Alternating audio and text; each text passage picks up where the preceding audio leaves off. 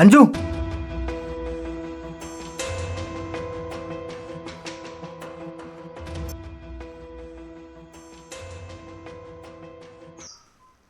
ഞാനിനി അന്ന് ചെയ്യേണ്ടതെന്ന് പറഞ്ഞു തരുമോ?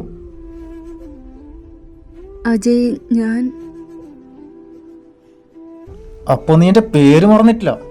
അപ്പോഴേ ഞാൻ പറഞ്ഞതാ ഒന്നും വേണ്ടാന്ന്. നീ എത്ര കരഞ്ഞാലും ഞാൻ കരഞ്ഞതിൻ്റെ അത്ര എത്തൂല അഞ്ജു. എനിക്കറിയണം നീ എന്തിനാ എന്നെ ചതിച്ചതെന്ന്. എന്താ ഉണ്ടായെന്ന് പറ, എനിക്കറിയണം. നമ്മളെ കാര്യം അച്ഛൻ്റെ അടുക്ക് പറയാന്ന് പറഞ്ഞ് അന്ന് ഞാൻ നിന്നെ വിളിച്ചില്ല.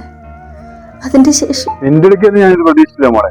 എന്റെ എന്തിഷ്ടത്തിനും കൂടെ ഉണ്ടാവുമെന്ന് പറഞ്ഞിട്ടില്ലേ? അത് തോന്നിയാട്ടം കളിക്കാൻ ലൈസൻസ് അല്ല. ഓൻ്റെ അച്ഛനും അമ്മയുണ്ടോ? ഒരു അനാഥ ചെക്കനാണ് കെട്ടിച്ചേരുണ്ട്.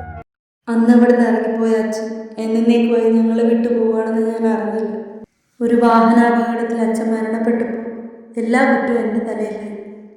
വീട്ടുകാരെ നിശ്ചയിക്കുന്ന വിവാഹത്തിന് സമ്മതിച്ചില്ലെങ്കിൽ വിഷം കുടിച്ച് ആത്മഹത്യ ചെയ്യുന്ന അമ്മയുടെ ഭീഷണിയും ഒന്നും നിന്നെ അറിയിക്കാനുള്ള ഒരു സാവകാശം പോലും എനിക്കാരും തന്നില്ല. മരിക്കാനുള്ള പേടിയുണ്ട്. ജീവിതത്തിലെല്ലാം വിധിയാണെന്ന് കരുതി മുന്നോട്ടേക്ക് പോവുകയാണ്. നീ എന്നോട് ക്ഷമിക്കണം.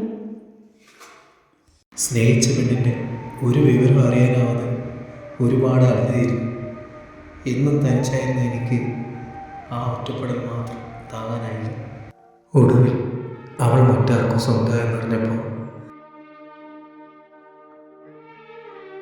പിന്നെ തിരിച്ചറിഞ്ഞു കരയുന്നത് തെറ്റില്ല.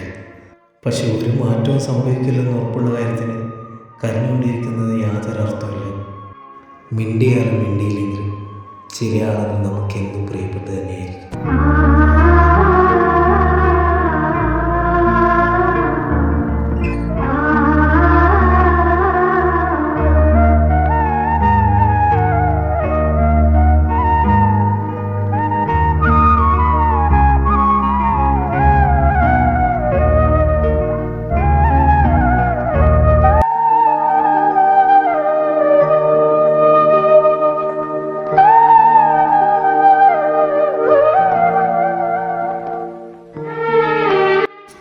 നിനക്ക് വേണ്ടി സൃഷ്ടിച്ചതൊന്നും നിനക്ക് നഷ്ടമാവില്ല.